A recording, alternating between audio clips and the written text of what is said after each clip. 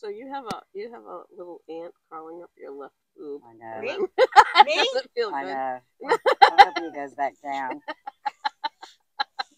That's It's going in right, your it's right, friends. It's right. It's on the boob. Right, it's right Oh, here. Right there. Oh, It's on the boob. It's on the boob. So he's gonna go namaste.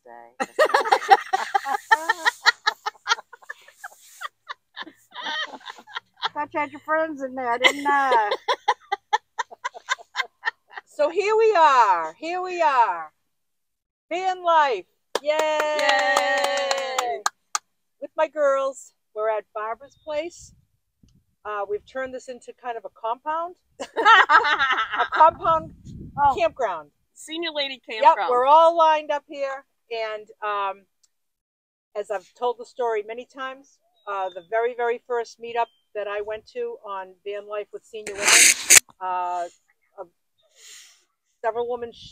women, several women showed up, and we were all strangers to one another.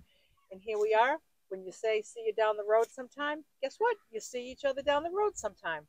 So everybody must remember Carol, and everybody must remember Barbara. But new to the scene, Ta-da! ta-da! This is the Queen Lorraine. She was the one that put out a message on Facebook, who wants to get together anyway, even though the event was canceled because of the hurricane.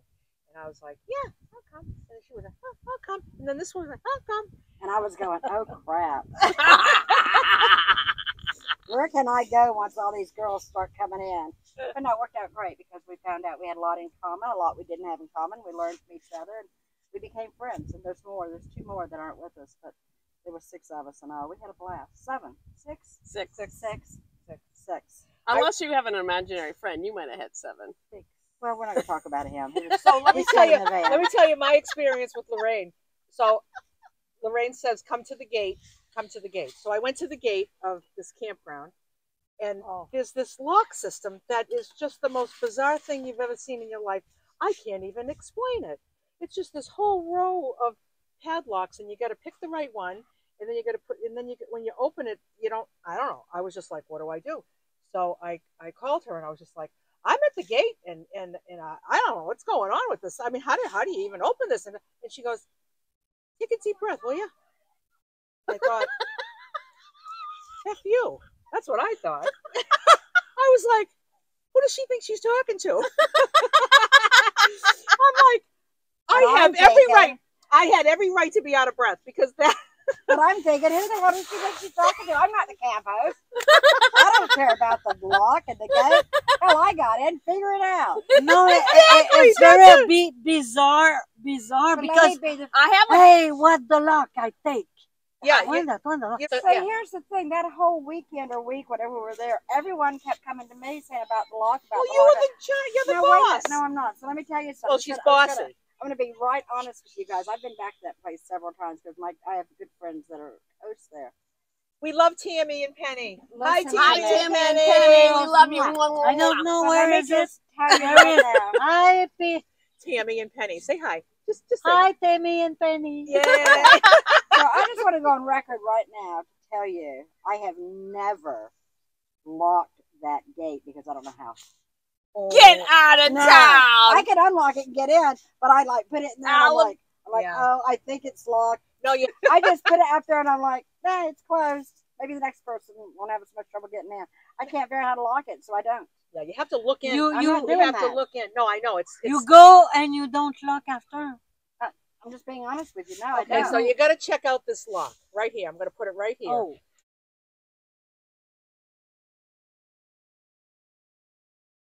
Even though there's a whole pile of padlocks on it, if you want to get in, you just need to know the combination to 1, because if you take 1 off, it makes the chain come off, no matter which one is. So you have to lift it and over it, and then unless I was the last one out, then I could just pull it open and go. Exactly. And if any of you know how to lock it, I'm please let us know how to lock it. In fact, I have a channel called Yaya's Travels. Is that what it is? Yaya's Travels. And it's YAYA_S Travels. And the reason it's that is because my grandkids call me Yaya, and I just like put stuff on there just when I'm dead, they'll come back and get to see the story. Yeah, yeah. But Oh. if someone knows how to do that lock, please let me know. I'll be glad to lock it. I just haven't figured it out. I know how to lock it. The next time we go up, I know how to lock it. they're gonna teach me. Take a deep breath. I'll tell you how to lock it. She doesn't care though. I don't She care. doesn't care. Yeah, yeah. So why? That's funny. You speak very fast.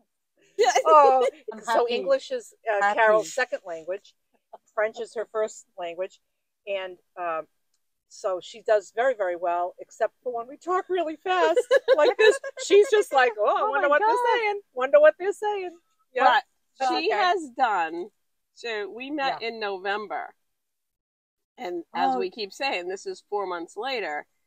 Amazing. This woman traveled for 4 months. English is not her first language, and she traveled solo. It just, whoa. To California and back. Yes, and to New From Orleans, to Quebec, to Florida, to New Orleans, to Yuma. She went to Yuma, California, all the way back down, and then she was at the beach San with me. Diego. San I'm Diego. boondocking in San Diego. Yeah. She boondocked in Key West. Like, no one does that. No one gets away with it. But Carol did it. She likes the challenge. and She loves the challenge, right? Yes. Right, Carol? Yes. the point is that, well, 2 points. Number one, she's a brave woman, and I just admire her immensely. Number two, her English now, in 4 months later, is so much better. It's just and it's all about communicating. You find ways to communicate, even if it's charades. Yeah, when we first met her that November, we were all at Oh, that you campground. remember? Yeah, it was like playing charades with her. We had no clue what she was. What she had no clue. We were saying. And Yeah. we were Now like she does really well. A bunch of monkeys tried to show her what we were doing. Oh, yeah, we were doing the I monkey mean, if I don't understand, I don't have a word. I remember. I mime. You remember? Yes. I mime. Yep. But now you have an app on your phone as well, Yes, which now is I have. good for Now ladies. I have. And she remembers. No. No. Yes, I remember. No. I never. That's what she said to us whenever we were doing something wrong. Yes. No. So, it would be really interesting to talk about. You know what we should talk about? So I was thinking, like, let's each of us share what we envision, perhaps what the next year looks like for us in van life and what's going on in our lives and knowing that this plan changes. For me, I know tomorrow I'm going to a campground for a few days, and then Saturday I'm going to start heading back home, and I'm going to work on my build, probably April and May, and then in May I'm going to Iowa, from Boston to Iowa, to visit my daughter with my new built out van, and I'm going to go visit her for a few days, and then I'm planning on summer doing some New England camping, and hopefully meeting some people along the way. And then I know we're going to Quebec to go on Carol's sailboat. Yeah, I'll be there.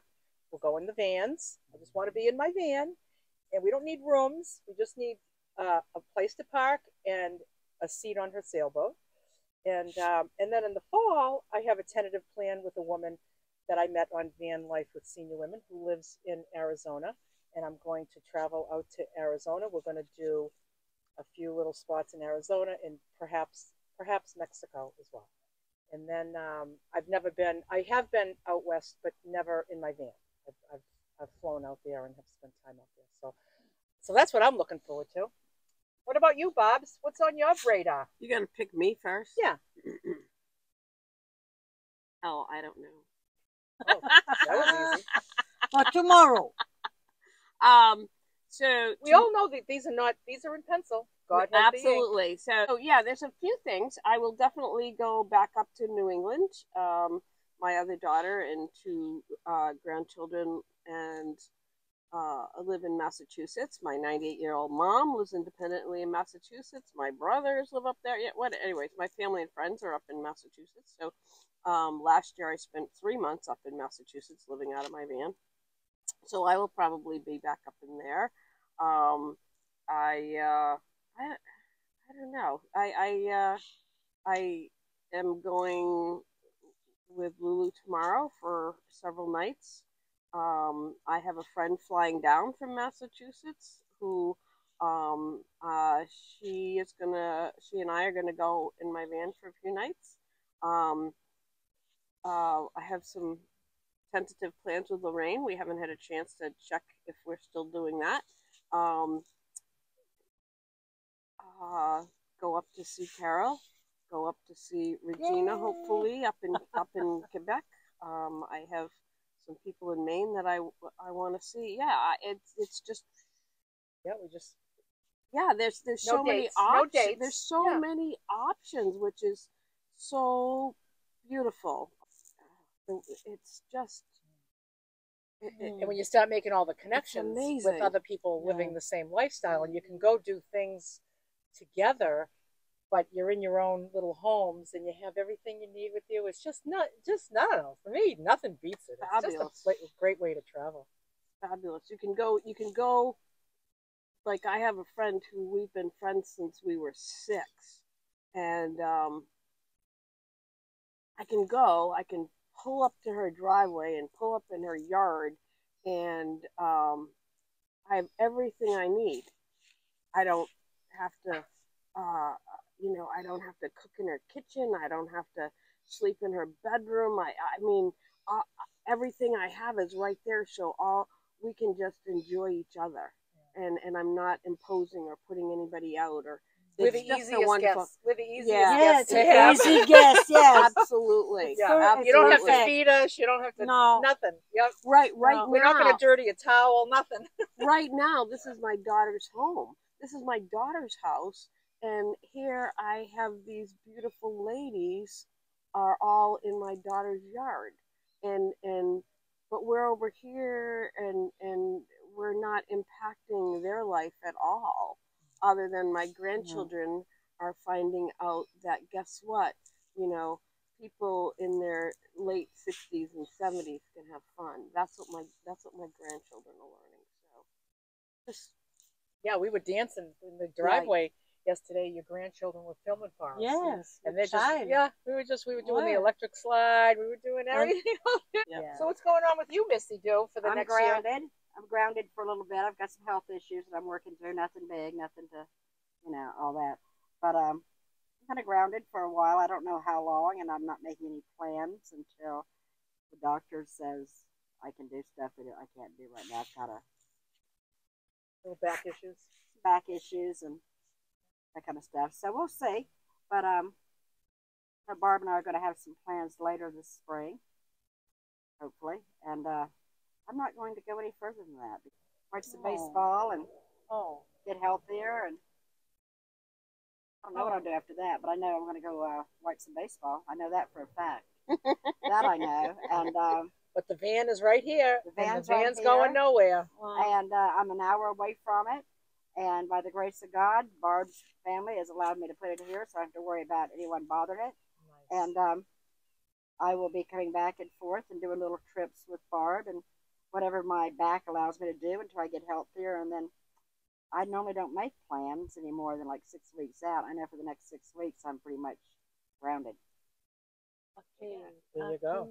I understand. And I'm happy with it. Yeah. I'm happy with it. I don't want people to think I'm sad about it, but I'm happy with it because I would rather be grounded here than grounded in North Dakota. You know what I'm saying? Where I don't have any family or friends, and it's cold. So it all came at the opportune time. I was down here anyway when they found out that I had some issues that needed to be taken care of, and so there you go. Everything's good. There you go. And what about you, Carol? What's your plan? What's your plans? My plan tomorrow I go Daytona Beach. I would like to look the area, and after I go Saint Augustine and up to Quebec slowly, but maybe I don't know where. Not too much slowly because it's cold, and I go maybe a little bit fast for Quebec. Is there somewhere you're going to stop in Massachusetts on the way home? Yes, Where? I stopped at Lulu. Lulu, I stopped Lulu, Massachusetts. Yeah, in my driveway. I might let you come. I might let you come if it's cold. I might let you come in to the guest room. Only if I'm feeling really generous. I'll come in the summer place because I have 2 sailboats, and I'm very happy for that if you come. And maybe next year, I don't know, but I have another idea. I would like maybe to go and Cancun, Playa del Carmen with my car with 61 hour. A 61-hour drive. To drive to go and Cancun. Oh my God! This road trip learned me. Hey, Carol, you can. You can. You can go there. Yes. You can go anywhere. Yeah, these people that are sitting back saying, "Oh, I can't. Oh, I don't know." Oh, yes, you can. Yes, you Absolutely. If you say you can't, it's not you can't. You don't want to. That's pretty much it. Because if you really wanted to do something, you would find a way to do it. Mm-hmm. Flip your thoughts. I remember when I first got my van, I thought, okay, my first long trip, and it was to go to Iowa to see my daughter. And I remember thinking, like, I have never driven that long by myself. Like, that's a long time. I said, I might be lonely. I might be bored. I might be like, I might hate it. And then I just thought, like, well, if that all is true, then I guess I just won't do it again. But I'll be able to manage it. And I loved it. I loved the trip. I didn't know I loved it. I didn't even like turn the radio on. I was just like in my thoughts. I was looking at like, I never drove through upstate New York. I never drove through Indiana and Illinois. I was just entertained the whole time, just driving through different states. And I felt it really exciting to just be in different states that I had never been in before. And it was like, yeah, I did it. And I just did it. So here we are, making plans with each other, still getting together and in touch on a regular basis. And we all met each other in November. And right now it's March. And I just think that's really cool. And it's really the first real community that I've been a part of. And you just have to do it. You have to do like Carol. I can meet with a bunch of strangers and just see how it goes. Just the same way when I drove my first time to Iowa. I don't know if I'm going to like it. I don't know if I'm going to be bored. I don't know if it's going to feel awful to be driving that long. And it was great. And then I didn't know if I was going to go with these 6 women and I wasn't going to enjoy myself. But like, so what? We can just try something, and then just, what's the worst thing that can happen is I won't go again. You know, it's just like very simple. And but fortunately, we all found each other, and we really enjoy each other in all different ways. The other thing too, I think, is with this lifestyle, when you say that, if I don't like it, you put the key in the ignition, you turn it on, and you're gone. It's so freeing, because if you don't like it, you can graciously extricate yourself without burning any bridges, and you just move on to something that you do like. For those of us and that travel solo, the only person that we need to really ask, well, what should I do today? What do I want to do today? Is us. You know, you get a lot of these Facebook. You have your home on the wheel. You get a lot of these Facebook and social media groups. They find out you're a solo woman traveling, and they have all these, oh, what would you do with this? What would you do? What would you do? What would you... My answer to pretty much everything is I use my ignition key. So like, oh, what if you get cold? I use my ignition key to turn the van on. And I go south. Yeah, I'll put the heat on. I don't put the heat on. If it's too cold for me, I turn the ignition key. And you know, if you don't, what do you do if you don't feel safe? I use my ignition key. Yeah. And they're like, and everyone's like, what are you talking about? Leave. Turn the ignition on and go somewhere else. Yes. What if you're around people you don't like? I use the ignition key. Yes. That is my main tool in my toolbox is my ignition key, because I know that most generally every circumstance that I get into, I can get out of with my ignition key. I think that's very important, and I'm not minimizing safety because we're all seniors and we're all women. But I personally don't feel vulnerable. I really don't. I'm not physically strong, but I didn't get to be 70 years old by being stupid. And I tell you, before I started this life, I lived in a beautiful condo. And my biggest fear living in that condo was a home invasion, because it happens all over. And especially when you're elderly, most of your people that are up to no good, we call them ne'er-do-wells, that Yes. they're wanting to steal pills or money or jewelry or whatever. They're going to target they're going to target me. I'm older, they're going to look at me though, because she's old, she's wearing jewelry, she's got to have some pain pills because she's old, and that's why, and I don't. But that's why they break in a lot of these home invasions, because easy target. And so I felt more vulnerable living in that condo with neighbors above me, below me, on each side of me, than I do living in my van. And that's a sad state of affairs. I lived in a nice area. I didn't live in the hood, but I still felt that way. If you don't feel good, you go away. Yes. Change the place. Turn Use that the key. ignition key. Yes. You don't feel good. You know what? And the parking in Cracker Barrel, okay, for city, I changed the place 3 times, same night, because I don't like. Okay, I changed the place. Yes. You changed within the same Cracker The Barrel. same Cracker Barrel. Yes. Because the Yeah, guy you want the right spot. look willing, look bizarre, Yep. and okay, I don't feel good with.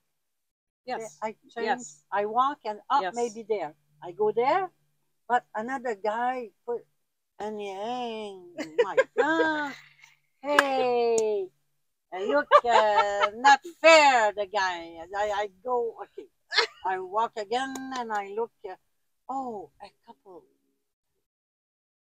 Nice. Yes. You got a good feeling. You go with your Good gut feeling. feeling. Yeah. Go with the voice in your My head. boy. But if you're boondocking, if you're out in the middle of nowhere, look how many people a bad person has to go through to get to you. So I'm not spending my life waiting for the bad guy. No, Exactly. I'm just not. I agree. I'm just not doing it. I'm not gonna live in There's fear. too many good people. There's just too many good people. Yes. Yeah. Normally, I look good people. yes. You just have this feeling. I just have a feeling about the different people that I've met, that I can feel that we're all in this kind of this space of adventure, and with adventure comes risk, and with risk it can either be fear or love. Where you going? Where you going with your adventure? Somebody at the beach, Carol, somebody at the beach told you when you said you wanted to go to Key West, that guy said he overheard us and he came over with all this unsolicited free advice. I'll tell you what you need to do. Yep. So he had all this advice: go here, stay here. This is where you can park. And he said you don't have to go down to Key West. It's hard to park there. It's very far. Oh yes. He said it's very far. You can go as far as Key Largo, and you can get the feeling of Key West just by going to Key Largo. So what does she do? She goes to Key Largo, and then what does she do the next day? She goes to Key West. But she was just like, I was gonna go. I go. I'll beat mine out, not hers. I go. Yep. She says, I want the challenge. Take a chance. You tell me, take a chance. Yeah, you tell me I can't park at Key West. Well, I'm going to go do it. Yes, that's her spirit. She considered it though, to think that like, absolutely. well, I really only have to go. And here she is. Her goal is to be in Quebec by the beginning of April. And here she is in like March 20th. And she was like in the middle of Florida, and she decides to go as south in Florida as she can go, instead of even thinking like, oh my God, that's totally in the opposite direction of where I'm going to be going soon. Nope, I'm going. Yes, you remember? I think, hey, Key West, I can't 7 hours, and Yeah. Yeah. I'm just here. Hey, I would like to see Key West. Okay, Lulu, I go. I think the important message is I can. I want to give you a piece of advice, and anyone else listening. If you're traveling and you have a power station that's easy to carry, the truck stops have a trucker lounge, and usually it's just a bunch of seats that they can watch TV and do stuff, like a little bar type stool thing. And they all have outlets. And you go into the truck stop, you get a cup of coffee, you go back to the trucker's lounge. If it's really packed, I don't do it because that's for the truckers. But if there's not anyone in there, or maybe one or two other people, I will sit there and drink my coffee and charge my power station. Okay. But is this a truck stop like Love's and Pilot? Yes. Loves it. Okay. And I understand. my power station, because I have an EcoFlow, my power station. EcoFlow too. Okay, it charges from 0 to 80 in like an hour. Yes. So I can sit there for an hour and drink coffee and watch the news or whatever, watch a movie, whatever is on TV. And but Key West, no, Lorraine. No, Key West, no. I can't. But I try, McDonald's, and okay, I've seen a lot of McDonald's. They don't have the outlets anymore because people do closed. that. Love's, Pilot, so the truck stops. Like when you say a trucker's lounge, like I've Lounge. never seen when one. you go in, you'll see like the sign up here when you're walking. That says restrooms, showers, all this stuff. There'll usually be a sign that says Truckers Lounge. Oh, there is a sign. Truckers Lounge. The lounge. Lounge. That's the downside of the power station that I have, which is a 2,000 watt, and it's wonderful. And when it's full, it's gonna last me a long time. But if I can't charge it while I drive because it's too big, and I can only charge it with solar panels, which the ones I have are portable, so I have to be stationary for that. And I can't just set them up anywhere, like in a parking lot. I'm not going to start setting them all out. But I can't carry it in anywhere. It's 60 pounds. And so now that when I bought it because what was really important for me to run at that time that I don't use anymore was an electric tea kettle, which uses well over 1,000 watts. So I said, let me just get the 2,000 so I know I can run this tea kettle. Now I don't use the tea kettle anymore. I've decided to use a coffee maker, not because of less wattage, but just because I transitioned into that preference. Now I'm realizing that everything I use, my pressure cooker, my coffee maker, my coffee grinder, my devices, and my fridge, everything is under 1,000. So I could really have 1,000. And if I wanted 2,000, I could have 2 1,000s. And then I could carry them in places. This is what happens when you're friends with a bunch of old ladies. Everyone went to pee. So we're going to wrap up this lovely conversation. And I feel truly blessed to know these women. Bye for now. Bye. Have fun. See you down the road. You can. You can. Do it.